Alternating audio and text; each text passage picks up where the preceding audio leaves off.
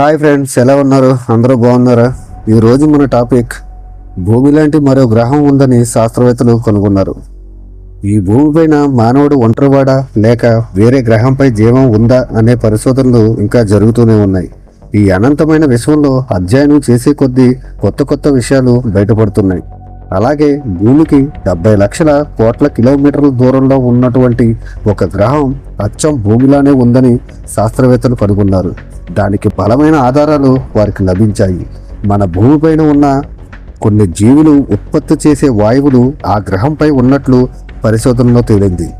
ఈ అనంతమైన విశ్వంలో 70 లక్షల కోట్ల కిలోమీటర్ల దూరంలో ఉన్న ఒక నక్షత్రం చుట్టూ తిరుగుతున్న ఒక గ్రహం K2-18b ఈ గ్రహంపై అచ్చం మన భూమిలానే ఉందని జేమ్స్ వెబ్ టెలిస్కోప్ కనుగొంది.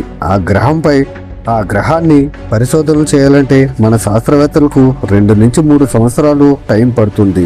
K2-18p ఈ గ్రహం మన భూమి కన్నా 2 రెట్లు పెద్దది. ఈ గ్రహం పైన మిథైల్ సల్ఫైడ్, మిథైల్ డయాసల్ఫైడ్, DMDS అనే వాయువులు ఉన్నాయి. సముద్రంలో బ్యాక్టీరియా మాత్రమే ఈ వాయువుల్ని ఉత్పత్తి చేయగలదు.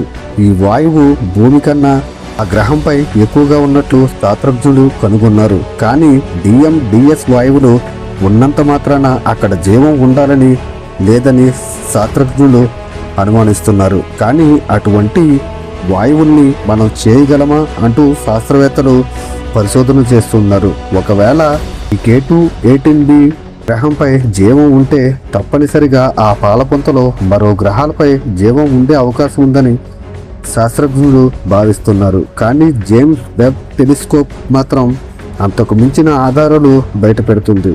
ఈ అనంతమైన విశ్వంలో మానవుడు ఒంటరివాడా కాదా అని తెలుసుకునేందుకు ఈ పరిశోధనలు దోహదపడుతుందని శాస్త్రజ్ఞులు వెల్లడిస్తున్నారు.